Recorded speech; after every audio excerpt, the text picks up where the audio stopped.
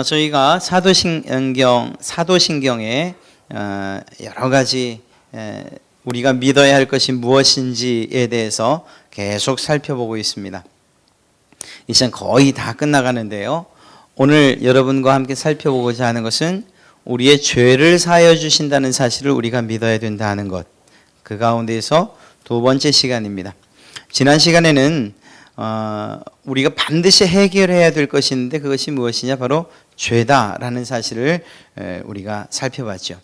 오히려 우리가 하나님 앞에 나오며 예배하면서 하나님 이것도 좀 주시고 저것도 좀 주시고 이 복도 좀 필요하고 저 복도 좀 필요하고 나에게만 필요한 것 아니고 우리 자녀들에게도 이러한 기도도 중요하다고 말씀드렸습니다. 그러나 그보다 더 큰 그리고 더 큰 은혜와 그리고 하나님과의 그 긴밀한 관계를 느끼고 싶다면 그보다 더 중요한 것이 내 원래의 모습, 내가 하나님의 은혜 가운데 들어가기 전에 그리고 그 은혜를 경험하기 전에 내 모습이 어땠는가를 한번 돌이켜보는 것, 이것이 더 중요하다고 했습니다. 그리고 그 사실에 대해서 우리가 믿음으로 고백해야 된다는 것이죠. 죄 사하여 주신다는 것을 믿는다는 것은 무슨 말인가? 내가 원래 죄인이었다는 사실을 고백하는 것이고 인정하는 것이라는 것입니다. 사실 현대 점점 시대가 바뀌어가고 지금으로 오면서 어떤 일들이 생기는가? 자존심과 자긍심이 점점 모든 사람들의 마음 가운데 새겨져 갑니다. 특별히 포스트 모더니즘이라고 하는 시대를 지나면서 절대라는 말이 사라지고 그래서 절대선, 절대적인 가치, 이러한 절대적이란 말이 사라지고 상대적으로, 그래서 저 사람도 옳고 나도 옳고 저 사람도 선하고 나도 선하고 저 사람의 생각도 틀린 게 아니고 내 생각도 틀린 것 아니다. 그래서 이 절대라는 개념 없이 상대적인 개념들이 서로 이렇게 특별히 우열을 가리지 않고 서로 존재하는 이런 시대가 돼버리고 말았습니다. 그것까지는 괜찮은데 이것이 어떤 상황을 초래했는가? 신앙 안으로 들어오면서 절대적인 하나님의 자리까지도 위협하게 되는 이러한 상황이 되어버렸습니다. 그래서 어떤 상황으로 나타났는가? 왜 꼭 예수 그리스도를 통해서 구원받아야만 하는가? 예수 그리스도 외에도 또 다른 구원의 길이 왜 없겠는가? 그래서 어떻게 이야기하죠? 각 종교마다 믿는 그 신들이 바로 하나님 아니겠는가? 이렇게 이야기를 합니다. 그리고 그런 면에서 볼 때 기독교는 매우 독선적이고 그리고 고집쟁이다, 이러한 이야기까지 듣게 되는 것입니다. 이유가 뭘까요? 오직 예수 그리스도로만 구원받는다는 사실, 그것을 인정할 수 없다는 것입니다. 그러나 그것은 이 시대가 그러한 흐름과 사상으로 갔을 따름이지, 성경 말씀, 시대가 변해도 변하지 않는 성경 말씀 가운데에서는 오직 예수 그리스도 외에는 구원의 방법이 없다라고 여전히 말씀하고 계시다는 것이죠.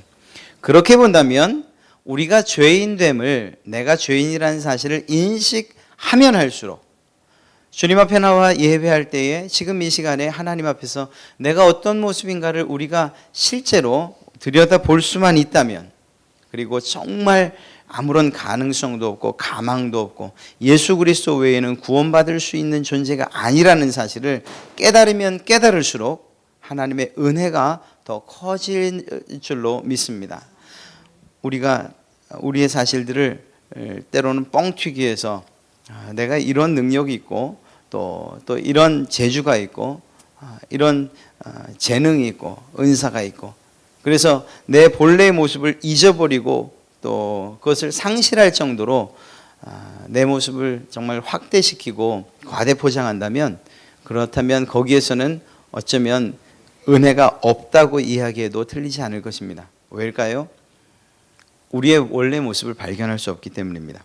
가망성 없는 그런 의미에서 지난 한 주간 지난주에 살펴본 것처럼 우리는 죄인이라는 사실을 하나님의 말씀 앞에서 깊이 깨닫게만 된다면 그것이 은혜로 가는 가장 첫 번째 걸음일 줄로 믿습니다.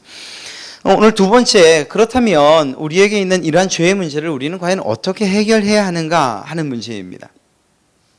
만약에 우리가 죄인이라는 사실을 깨닫고도 그 길을 알 수 없다면 이것처럼 답답한 일이 없는 거예요.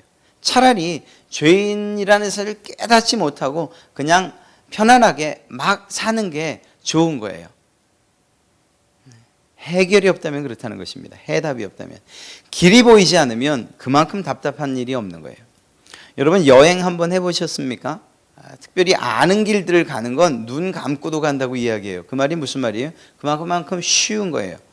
아무리 길이 멀고 뭐 200km, 300km가 돼도 내가 늘 다니던 길은 그렇게 편안하게 갈 수 있어요. 그런데 길이 멀지 않아도, 그리고 그 시간이 짧아도, 실제적인 시간이 짧아도 알지 못하는 길을 갈 때는요 정말 멀게 느껴집니다. 저에게도 그런 경험이 있었어요. 속초에 살다가 삼척에 있는 학생 수련회를 한번 찾아가야 되는데 한 번도 가보지 않은 길이에요. 밤인데 몸은 피곤하지요. 일하고 거의 12시쯤 돼서 막 찾아가던 길이었으니까. 길은 모르는 길에 캄캄하지요. 몸은 피곤하죠. 그 길이 정말 실제로 따지면 1시간도 채 안 되는 거리였는데 한 3, 4시간 가는 것 같은 느낌이에요. 왜지요? 모르기 때문에요.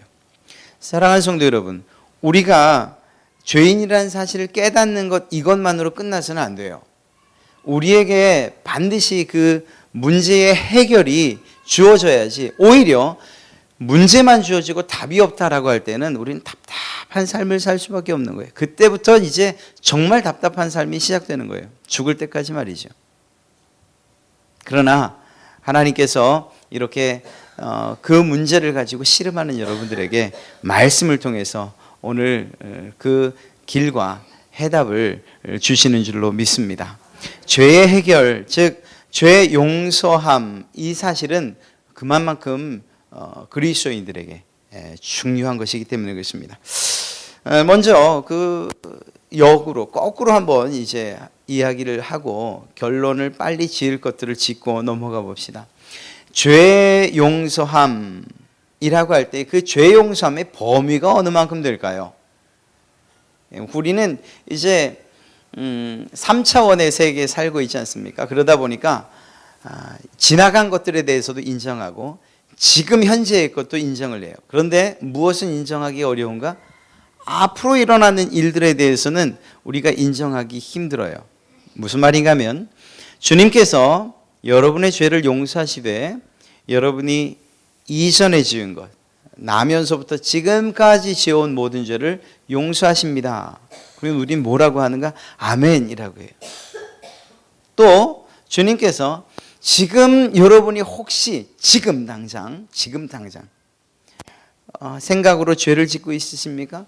그것도 용서하실 것입니다. 그러면 예, 아멘이라고 할 수 있어요. 그런데 주님께서 당신이 짓지 않은 죄 혹은 당신이 짓게 될 그 모든 죄, 앞으로 그 미래의 죄까지도 용서하실 것입니다라고 하면 그건 아멘하기가 힘들어요. 주님 그 하나님의 능력을 의심해서가 아니라 내가 짓지도 않은 죄에 대해서 도대체 무엇을 용서하신단 말입니까? 라는 의미에서 말이죠. 그러나 분명히 말씀드립니다. 주님께서 말씀하시고 또 성경이 증언하기는 여러분의 모든 죄라고 할 때에는 여러분이 이미 지은 죄, 지금 짓는 죄, 앞으로의 모든 죄까지도 모두 용서해 주시겠다는 이러한 확실한 그러한 주님의 약속이 있다는 사실을 믿으십시오. 이것에 대한 확신이 없다면 우리는 정말 신앙을 평안하게 할 수 없어요. 그래, 오늘까지 지은 죄는 주님이 용서해 주셨는데 내일 또 내일 모레 내가 혹시 죄를 짓게 되면 그건 어떻게 되는 건가요? 이런 불안함 가운데 살 수밖에 없다는 것이죠. 그러나 걱정하지 마십시오. 여러분들의 죄 용서함이라는 것은 정말 여러분이 하나님 앞에 가는 그때까지의 모든 죄까지도 포함하고 있다는 것입니다. 그렇다면 이 죄 용서함 받는다는 사실 그 자체가 무엇을 말하는 것이겠는가? 죄에 대한 개념이 사실은 참 애매모호해요. 죄라는 것. 네, 죄라는 것. 이거 뭐 물질들도 아니고 어떤 사상이나 사고도 아니고 우리의 생각 가운데 있는 것 아닌가 이렇게 이야기를 그리고 또 우리가 생각하게 되는 거죠. 죄를 용서함 받는다는 것은 그것은 어떤 세력의 그리고 또 어떤 지배의 변화라고 보시면은 아마 가장 잘 이해하기 쉬우리라고 저는 믿습니다. 죄인이라는 것은, 내가 죄 가운데 있다라는 것은 죄의 영역 아래에 있는 거예요. 그리고 그 죄의 주인이라고 할 수 있는, 그리고 그 죄의 우두머리라고 할 수 있는 바로 사단의 영역 가운데 있는 것입니다. 그 세력 가운데. 그리고 죄의 용서라는 것은 그 영역으로부터, 그 세력으로부터 옮겨서 하나님의 영역으로 들어오는 것이라고 이야기할 수 있는 거예요. 이렇게 이야기할 때 우리가 가장 우리의 현재의 삶에도 적용하기가 쉽습니다. 우리가 죄 용서함을 받았다라고 할 때에 가장 고민되는 것이 무엇인가 하면, 오늘 용서해 주셨는데 저 내일 또 죄 지을 수 있잖아요. 그러면 제가 정말 반복적으로 짓는 이 죄의 문제를 어떻게 해결해야 됩니까? 어떻게 생각해야 됩니까? 이렇게 생각을 해봅시다. 여러분은 대한민국 국민이에요. 이 땅 가운데서뿐만 아니라 세계 어느 곳을 가도 여러분이 대한민국 국민이라는 사실이 변하지 않아요. 그렇죠? 여러분이 아프리카를 갔다고 칩시다. 그곳에 갔어요. 그곳에서도 여전히 여러분은 대한민국 국민이에요. 이 말이 무슨 말입니까? 어떤 환경이나 조건과 상관없이 우리는 우리의 국적을 가지고 있다는 거예요. 죄의 용서함을 받고 하나님 나라의 백성이 되었다는 것, 하나님의 자녀가 되었다는 것은 이것이에요. 우리가 하나님의 자녀가 아니란 사실이 아니고, 이 땅을 살고 죄 많은 세상 가운데서 여전히 죄를 짓고 산다 할지라도 여전히 우리의 시민권은 하늘에 있다는 것을 이야기하는 것입니다. 만약에 그것이 아니려고 한다면 우리는 예수님을 믿는 즉시로 죽어서 하늘나라로 가야 돼요. 예수 믿으시면 제가 주님을 믿습니다 고백하는 동시에 하나님께서 우리의 숨을 거두시고 평안하게 거두시고 우리 하늘나라로 데려가셔야 돼요. 그게 맞는 거예요. 그래야 죄 짓지 않을 거 아닙니까? 그러나 주님께서 우리를 그렇게 하늘나라로 데려가길 원치 않으셨고, 주님께서 말씀하신 요한복음 17장에서의 기도를 보면, 내가 너희를 위하여 기도하는 것은 너희가 구원받아 나와 함께 천국에 가는 것, 이걸 기도하는 것 아니다. 오히려 너희가 있게 되는 이곳에서 성령 하나님이 너희를 도우시고, 그래서 비록 죄된 세상 가운데서 어렵고 힘든 길을 걷고 또 죄 가운데 여러 번 넘어지고 빠질 수도 있지만, 그러나 그곳에서 성령의 도우심으로 말미암아 때로는 죄를 이기고 때로는 그것들과 싸워서 능히 이기고 하는 이러한 삶을, 능히 이기는 삶을 내가 너희를 위해서 기도하고 있다. 이렇게 말씀하시지 않습니까? 그렇습니다. 우리가 죄의 용서함을 받았다라는 것은 그것은 죄의 세력으로부터 해방됐다는 것을 의미하는 것입니다. 죄의 정복을 의미하는 것만큼은 사실은 아니라는 거예요. 그렇게만 된다면 얼마나 좋겠습니까? 그럼 다시는 죄 지을 일이 없으니까 말입니다. 그러나 이것은 그것이 아니고 죄라는 것 자체로부터 자유롭게 되는 거예요. 비록 또다시 죄를 짓는다 하더라도 그 죄책에 우리가 가슴 아파하고 난 어쩔 수 없어, 난 정말 희망이 없나 봐, 이런 것으로부터까지도 자유함을 얻게 하시겠다는 거예요. 굉장히 어려운 것 같지만 그렇지 않아요. 여러분이 죄의 죄책으로 인해서 하나님의 은혜를 잊어버릴 정도가 된다면 그건 죄의 자유함이 아니에요. 그건 오히려 정말 하나님의 십자가의 은혜와 죽으심까지도 우리가 욕돌리는 결과를 갖게 돼요. 이렇게 생각해 보십시오. 여러분이 정말 심각한 죄를 지었어요. 그런데 우리가 이렇게 이야기하는 거예요. 주님께, 주님, 내가 이 죄를 졌는데 이 죄까지는 주님이 용서하실 수 없지요. 제가 정말 이 죄값으로 차라리 죽는 게 낫겠습니다. 이렇게 말씀하시면 예수님이 여러분에게 뭐라고 얘기하시겠습니까? 넌 내가 너를 위해서 죽은 십자가의 죽음이 너의 그 죄도 용서하지 못할 정도의 그러한 희생이라고 생각하느냐? 아마 이렇게 물으실 거예요.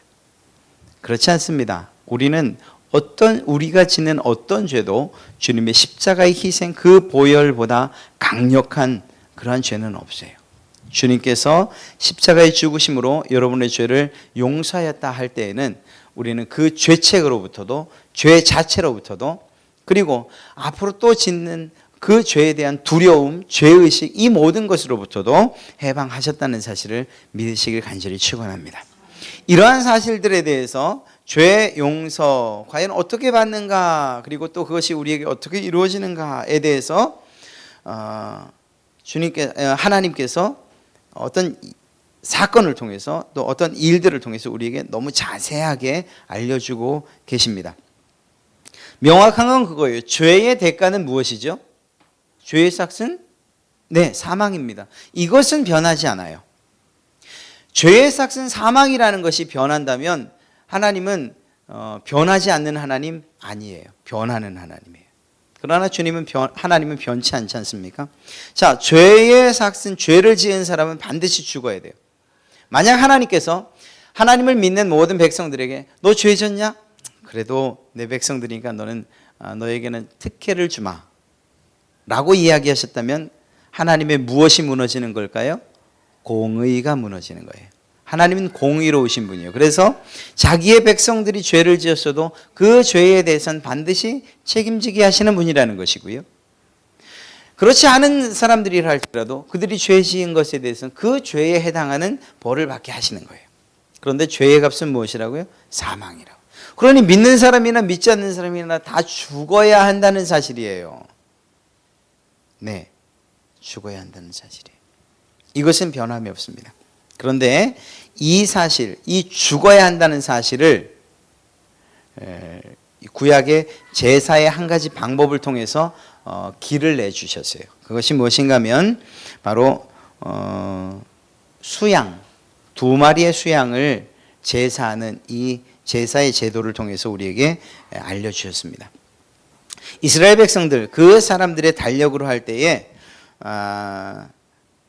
그 7월 10일, 그 7월 10일에는 매우 중요한 날입니다. 대속죄 제일로 보내는 날이에요. 이 날에는 대제사장, 그러니까 제사장 가운데에도 한 분, 대제사장이 모든 백성들과 모든 제사장들, 모든 나라의 죄를 그날 대속하기 위해서 제사를 드립니다.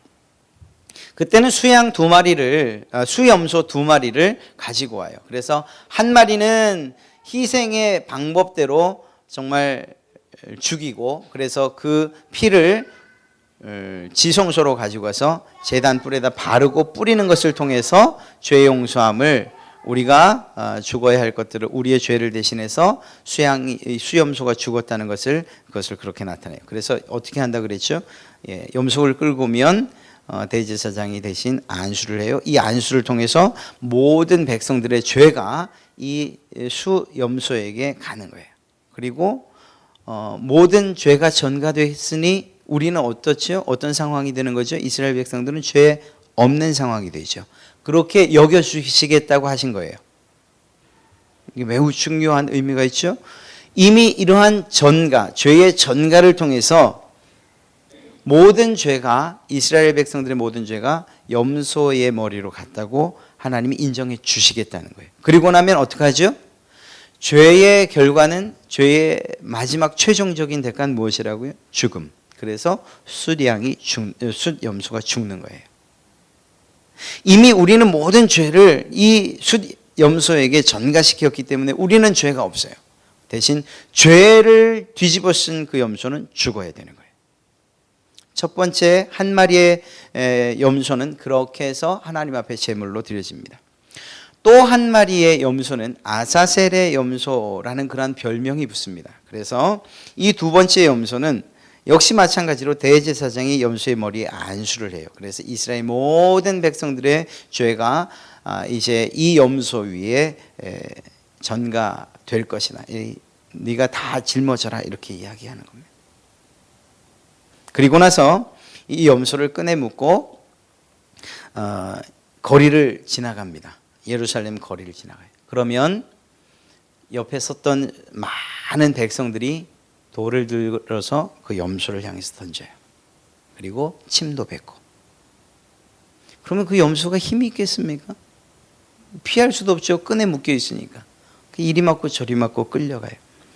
그러다가 감람산을 지나고 결국 요단강을 건너가서 거기서 놔줘요. 여러분, 염소를 살려주기 위해서 놔주는 건가요? 아니요. 이미 죽을 만큼 맞았어요. 이젠 조그만 위협, 짐승들이 달려들면 어떻게 도망도 못 가고 그냥 꼼짝없이 물려 죽어야 하는 그러한 상황이 된 거예요. 그렇게 해서 광야로 내보냅니다. 그러면 그곳에서 이리저리 헤매다가 들짐승들의 밥이 돼서 죽게 되는 거죠. 이 아사셀의 염소에서 여러분은 혹시 생각나는 분이 계십니까? 네. 예수님 바로 그분이 이러한 아사셀의 염소의 모습 그대로 골고다 언덕을 향해서 걸어가신 거예요. 여러분 잘 생각하세요. 하나님께서 공의롭다라고 할 때에 그냥 죄 없어 이렇게 이야기하신 게 아니에요. 너희 죄, 내가 모든 너희의 죄가 이 염소에게 그리고 이 염소의 머리로 간 것을 내가 인정해 주마. 그렇게 믿어 주마. 너희도 또 그렇게 믿어야 돼. 염소가 죽는 것 그것은 단지 짐승 하나가 죽는 게 아니고 바로 네가 죽는 것이라고 그렇게 생각을 해야 돼 라고 말씀하신 거예요. 여러분 염소가 이렇게 끌려갈 때에 옆에 섰던 백성들이 돌을 던진다 그랬죠. 그 돌을 던지면서 이 백성들은 무엇이라고 생각해야 되는 거죠? 야, 내가 던지는 이 돌을 내가 맞아야 될 돌인데 저 염소의 자리에 내가 있어야 되는데 내가 그 죄 때문에 죽어야 하는데 라는 생각을 가지라는 거예요. 하나님께서. 그리고 그 일들을 실제로 이루신 것이 여러분 말씀하신 대로 예수님이십니다. 자, 예수님께서 이 땅 가운데 오셨을 때에 바로 이러한 아사셀의 양처럼, 염소처럼 그리고 희생의 염소로 이 땅에 오셨어요. 그리고 주님께서 하신 일이 무엇입니까? 여러분의 모든 죄를 짊어지고 여러분을 대신해서 죽기로 작정하신 것입니다. 이것은 하나님께서 이미 디자인하셨던 거예요. 그리고 그 일을 예수님께서 하셨고 그 일을 할 수 있도록 성령님께서 도우신 거예요. 그러니까 삼위일체 되신 하나님께서 이 일을 이루셨다는 것입니다. 이 일이 뭐죠? 여러분을 구원하기 위한 하나님의 특별한 방법, 구원의 방법을 예수님께서 여러분의 모든 죄를 짊어지고 그리고 십자가 가운데서 돌아가셨다는 거예요. 우리에게 필요한 것이 무엇인가 하면 바로 이 사실을 믿으라는 거예요. 내가 내 아들 독생자 예수 그리스도 그의 죽음에 너의 죄도 이 모든 인류의 죄를 다 짊어지게 했고 그를 죽였어. 그래서 너는 죄가 없다는 사실을 믿으라는 거예요. 이것처럼 쉬운 일이 또 어디 있습니까? 만약에 이게 믿어지지 않는다면 우리는 어떻게 해야 되는가 하면 저는 그 사실 못 믿겠어요. 그러니 차라리 저를 죽여주세요. 이렇게 이야기할 수밖에 없는 거예요. 여러분의 죄값 때문에 죽는다고 한다면 여러분 한 사람의 죄는 혹여 그 죄로 그 죽음으로 인해서 용서가 될지 모르죠. 그것도 이 세상 가운데에서요. 다시 주님 앞에 서는 날 결국 그 죄는 여러분 앞에 고스란히 있게 될 터인데 과연 우리는 정말 그러한 지경에까지 이르러야 되는가? 아니, 그게 아니에요. 죄 용서함 받는 것 그것은 주님께서 그리고 하나님께서 어떠한 우리의 죄 용서를 위해서 어떠한 일을 이루셨고 또 그리고 예수 그리스도를 이 땅에 보내셨고 그분에게 어떠한 일들을 감당하게 하셨다는 그 사실을 믿는 것으로 우리에게 죄 용서함을 인정해 주시겠다고 약속하셨다는 것입니다. 이것을 믿는 게 그렇게 어려운 거예요. 이것을 여러분이 예수님을 믿는다라고 저는 예수님을 믿어요 라고 말할 때 단지 너 교회 다니니? 너 예수님 믿니? 이러한 질문에 대해서 예 라고 대답하는 것으로 끝나는 게 아니라는 거예요. 예수님을 믿습니다라고 여러분이 고백할 때에는 바로 이 사실이에요. 예수님께서 나를 위해서 정말 아사셀의 염소처럼 그리고 또 대속죄일에 제물로 드려지던 그 염소처럼 내 죄를 짊어지고 모든 내가 받아야 할 고통과 고난과 그리고 죽음까지도 주님께서 대신 짊어지고 십자가에 못 박히셨다는 사실. 그래서 나에게는 아무 죄가 없다는 사실까지 믿는 것을 포함하는 것입니다. 날마다 우리가 죄를 용서한다? 예, 그게 그거예요. 우리가 우리의 죄를 고백하고 용서하는 것을 통해서 역시 주님께서 내 죄를 용서하셨다는 이 사실까지도 우리가 고백하는 거죠. 그래서 우리의 죄를 고백하고 오늘 말씀처럼 하나님은 미쁘셔서 우리가 우리의 죄를 자복하면 죄 없다라고 약속. 문제는 무엇인가 하면 나는 죄가 없다고 하는 데에 문제가 있는 거예요. 나는 죄 짓지 않았다고 이야기하는. 그래서 예수님을 믿을 필요도 없다라고 이야기하는 그것이 오히려 문제라는 것입니다. 사랑하는 성도 여러분, 이러한 죄 용서함 받는 것, 그것은 결국 예수 그리스도를 통해서만 이루어질 수 있는 것이고, 주님께서 우리의 죄를, 나의 죄를 짊어지고 십자가에서 죽으셨다는 사실을 그냥 머리로, 아니요, 마음으로, 더 나아가서 우리의 의지로, 그리고 전인격적으로 믿을 때에 이것이 가능한 일이라는 것입니다. 그때에 비로소 우리의 죄 용서함이 우리가 믿는다는 이 사실이 하나님 앞에 고백되어지고, 그것이 바로 그 믿음이 여러분의 것이 되어지는 줄로 믿습니다. 여러분, 죄 용서함, 나 죄 용서함 받았어, 이렇게 가볍게 얘기할 것이 아니고, 아까 말씀드린 것처럼 그 양이 어떻게 죽는지에 대해서, 그 양이 어떻게 고난받는지에 대해서, 또 더 정확하게 이야기하면 주님께서 여러분을 위해서 어떤 고난을 당하시고 어떻게 죽으셨는지에 대해서 묵상함을 통해서 우리의 죄가 용서됐다는 사실을 주님 앞에 고백하고 믿어야 된다는 거예요. 그냥 단순하게 그런 의미에서 어떤 그 단순한 전도, 그리고 또 죄의 고백, 그리고 그 전도 문구를 따라 읊는 것을 통해서 구원받는다, 이것을 비판하는 이유가 거기에 있는 거예요. 하나님을 주님께서 나의 죄를 용서하셨다는 사실이 그냥 나를 따라하세요 라고 하는 그 말을 따라하는 것, 그것만으로 정말 예수님을 믿는다고 이야기할 수 있느냐, 이거죠. 이것도 사실은 틀린 말은 아니에요. 하나님을 인격적으로 만나고 예수님께서 나를 위해서 돌아가셨다, 그리고 내 죄를 짊어지고 돌아가셨다, 내가 그래서 의로운 자가 되었다라는 사실이 그냥 단순하게 의미도 알지 못하고 외우는 그 한마디로서 다 해결되느냐? 그게 아니라는 거죠. 여러분, 날마다 주님 앞에 나와서 묵상하셔야 되는 거예요. 무엇을? 내가 얼마만큼 큰 죄를 지었는가? 이 죄를 위해서 예수님이 십자가에 못 박혀 죽으셨다는데 그분의 죽으심이 도대체 나와 무슨 상관이 있는가? 내 죄를 짊어지고 돌아가셨다는 이 사실을 내가 믿어야 되는 것이구나. 이 믿음은 어디로부터 오는가? 성령님께서 내 안에 역사해 주셔야 믿는 것이구나. 왜냐하면 믿지 못하는 사람들 많거든요. 예수님이 너를 위해서 십자가에 못 박혀 돌아가셨고, 그리고 그 때문에 너는 죄가 없고 너는 천국을 가게 될 것이야. 이게 너무 쉬워서 믿지 못하는 사람들도 있고, 도대체 그런 법이 어디냐? 누가 나를 위해 대신 죽어주는 일이 어디 있느냐? 믿지 못하는 이들도 있고 말입니다. 이러한 믿음조차도 성령 하나님께서 여러분 가운데 역사해 주실 때 믿게 되는 것 아닙니까? 그러니 우리가 기도해야 되는 거예요. 주님, 내게 믿음 주십시오. 내가 죄 용서함 받았던 사실도 믿어질 수 있게 내게 믿음 주십시오. 믿어지면 그러한 삶을 이젠 살아나가야 되는 거죠. 그래서 죄 용서하여 주신다는 사실을 믿는다는 이 고백에는 이제 제가 이야기하려고 하는 이 두 가지도 포함이 되어야 되는 거예요. 죄 용서함 받은 사람이 어떻게 살아야 하는가라고 할 때에 두 가지를 말씀드릴 건데, 이 삶이 항상 우리의 뒤에 따라 붙어야 되는 거예요. 첫째는 무엇입니까? 하나님 앞에 감사하는 삶을 살아야 된다는 거예요. 여러분 감사하는 삶 살죠?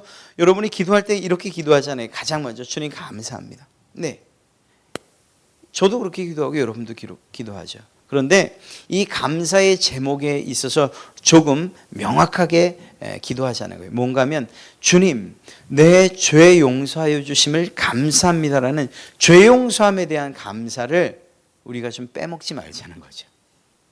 하나님, 나 이거 어제 기도했던 것 응답해 주시니 감사합니다. 오늘 숨쉬게 해주시니 감사합니다. 살게 해주시니 감사합니다. 이것도 저것도 하나님의 은혜 감사합니다. 그러나 그 모든 은혜들보다 가장 놀라운 은혜가 뭐죠? 그것이 바로 죄 용서함의 은혜 아닙니까? 구원의 은혜 아닙니까? 여러분이 정말 구원의 은혜가 가장 큰 감사라고 생각하지 못하신다면 하나님 앞에서 정말 이 땅의 모든 삶을 마치고 하나님 앞에 섰을 때를 한번 상상해 보세요. 그때 우리에게 무엇이 필요합니까? 이곳에서 여러분이 정말 기도의 응답으로 받은 물질과 재물들, 학력들, 여러분 자녀들이 잘 되는 것, 그것이 그 앞에서 어떤 유익함이 있을까요? 아니에요. 그 앞에서는 구원받았다는 사실 이것만큼 감사한 일이 없는 거예요. 그렇죠? 그렇게 본다면 우리의 날마다 기도에 포함되어야 되는 것이 무엇인가? 하나님, 오늘도 그 구원의 감격을 누리게 해 주십시오. 내가 죄의 용서함 받았다는 사실이 마음속 깊은 곳으로부터 떠나지 않고 늘 생각되게 해 주십시오. 그것이 얼마나 감사한 일인지 내가 깨달아 알게 해 주십시오. 이것이 우리의 감사의 제목이 되어야 되는 거죠. 그렇습니다. 여러분이 용서함 받았다는 것, 죄 용서받았다는 사실에 대해서 감사하는 자가 되시기를 간절히 축원합니다. 1만 달란트를 탕감받은 자의 이야기를 잘 아시죠? 예수님께서 용서라는 주제를 이야기하실 때에 예로 드신 거예요. 1만 달란트 탕감받은 사람, 정말 1만 달란트, 한 달란트가 32.5kg 정도 되는데요. 만약에 그걸 그 돈으로 환산한다면 어마어마한 이야기거든요. 예, 어찌됐거나 이러한 1만 달란트 탕감받은 사람, 용서함 받은 사람이 겨우 100데나리온 자기에게 빌려간 사람을 용서해 주지 못했단 말입니다. 이유가 뭐죠? 내가 용서받은 것에 대한 감사, 그리고 그 인식, 그 생각을 잃어버린 거예요. 그 문을 나오면서 그 기쁨, 그 감격을 그냥 그 집에다 놓고 나온 거예요. 그러니까 길에서 동료를 만났을 때 너 그 돈 갚기 전에는 나오지도 못할 거야. 감옥에다 갖다 쳐넣는 일이 생긴 거죠. 우리가 바로 감옥에서 나왔다는 사실을 잊는 거예요. 여러분, 우리가 하나님 앞에서 온전한 삶을 살기 원한다, 그리고 정말 하나님께서 기뻐하시는 삶을 살기 원한다라고 할 때 가장 첫 번째 감사가 빠져서는 안 돼. 그 감사가 무엇이냐? 죄 용서함에 대한 감사, 구원에 대한 감사인 줄로 믿습니다. 예, 그렇습니다. 예수님 앞에 와서 정말 머리카락을 가지고서 기름을 붓고 자기의 머리카락으로 예수님의 발을 닦았던 그 여인이 왜 그렇게 할 수 있었죠? 자기의 죄가 용서함 받았다는 사실에 대한 그 감사가 너무나 감격스러웠던 거죠. 우리의 헌신이 이러한 감사를 바탕으로 돼야 되는 거예요. 우리의 헌신이 만약 예를 들어서 우리가 부자 된 것에 대한 감사로 우리가 헌신을 한다? 나중에 가난하게 되면 어떻게 될까요? 헌신도 끊기는 거예요. 그렇지 않습니까? 어떤 세상에서의 조건을 가지고서 우리가 하나님 앞에 헌신하고 봉사하겠다라고 다짐한다면 그 주셨던 그러한 응답들이 정말 하나 둘씩 거두어져 가고 모든 것이 사라질 때 우리의 헌신도 사라져버리게 될 것이라는 것입니다. 우리의 봉사와 헌신, 하나님을 향한 그러한 기쁨은 더 근본적인 것이 되어야 되는 거예요. 더 근본적인 것. 그래서 구원, 그리고 여러분의 죄 사함 받았다는 이 사실에 대해서 감사하게 될 때에 비록 내가 기도한 정말 물질에 대한 기도가 응답되지 않아도, 건강에 대한 그러한 기도가 혹시 응답되지 않아도, 자녀들의 문제가 여전히 그냥 우리를 압박해도, 그래도 하나님 그분께 감사할 수 있는 거예요. 기뻐할 수 있는 거예요. 왜요? 날 구원하신 그분, 내가 여전히 구원받았다는 사실이 믿어지고 그것이 우리에게 감격스러우니까 말입니다. 그러니까 기본이 된 이후에 다른 것들을 정말 생각할 수 있어야 되지 않겠습니까? 여러분의 감사가 가장 기본적인 구원에 대한, 그리고 죄 용서함에 대한 감사가 되시기를 간절히 바랍니다. 결국은 이 일은 여러분의 삶 가운데서 어떻게 드러나야 하는가? 내 죄를 용서해 주신 거 감사합니다 라고 하나님께 그렇게 우리가 고백하고 또 찬송하고 하나님께 영광을 돌린다? 이건 단지 하나님과의 관계만이 아니고 여러분들과 관계된 다른 사람에게도 동일하게 나타나야 되는 거예요. 그래서 죄 용서함으로 나타나야 되는 거예요. 여러분에게 잘못한 사람들, 여러분의 마음을 아프게 한 사람들, 여러분을 힘들게 한 사람들에 대해서 죄 용서함으로 나타나야 되는 거예요. 왜? 내가 용서함을 받았으니까 말입니다. 아까 그 1만 달란트 받은 사람, 자기가 그만큼의 큰 은혜를 입었다는 사실을 생각했더라면, 조금만 생각했더라면, 사실 그런 사람이 있겠어요? 예수님이 너무 과격한 예를 든 거지. 그렇게 큰 기쁨을 누리고 나서 그리고 나서 동료의 멱살을 잡고 정말 옥으로 끌고 갈 사람이 여러분 가운데 있겠습니까? 아무도 없지요. 그러나 예수님께서 이야기하신 거예요. 너희가 받은 구원의 기쁨이 그만큼 큰 것이라는 거예요. 계산할 수 없을 만큼 큰 것인데 그런 기쁨이 너희 가운데 있지 않으면 나중에 나가서 동료가 너희의 마음을 아프게 하고 또 네 주변에 있는 이웃이 정말 마음의 상처를 낼 때 그 용서할 수 없게 된다. 그걸 얘기하는 거예요. 그러니까 너희 마음 가운데 그리고 너희 심령 가운데 얻은 구원의 기쁨 이것 좀 제발 잊지 말아라. 이렇게 얘기하시는 것입니다. 우리가 받은 구원 그것 우리가 돈으로 주고 살 수 있다면 우린 그렇게 감격스러워하지 않아도 돼요. 한 10억 정도에만 살 수 있다면 구원받을 사람들 많죠. 뭐 잘생기고 이쁜 사람들 구원받는다고 하면 여긴 다 구원받겠네요. 그러나 구원받지 못할 사람들도 있어요. 주님께서 세상의 어떤 조건을 가지고서 우리에게 구원의 어떤 조건으로 삼지 않으셨다는 사실 얼마나 감사한지 알 수 없어요. 오히려 그냥 믿음으로 우리에게 구원을 선물하셨다는 사실이 우리에겐 저에겐 너무 감사한 거예요. 그렇다면 주님께서 우리에게 말씀하신 게 뭐죠? 그래? 고맙냐? 잊지 말아라는 거예요. 잊지 말라는 거예요. 단지 그래요. 하나님 제가 잊지 않겠습니다. 그러면 주님이 뭐라고 하시는 거예요? 그러면 잊지 않는 걸 네 삶으로 좀 보여봐. 그게 뭐라고요? 네 친구 좀 용서해. 네 가족 좀 용서해. 네 이웃 좀 용서해. 그것도 못하면서 내가 용서함 받은 것 너무 감사합니다. 그거 가증스럽다는 거예요. 네가 나에 대해서 그렇게 감사하고 그것이 감격스럽다고 이야기한다면 그러면 그것과 비교할 수 없을 정도로 작은 것, 아무것도 아닌 것, 그것으로 너의 마음을 아프게 한 사람 용서하라고 이렇게 이야기하시는 것입니다. 만약에 그를 용서하지 못한다는 이 이야기는 무엇일까요?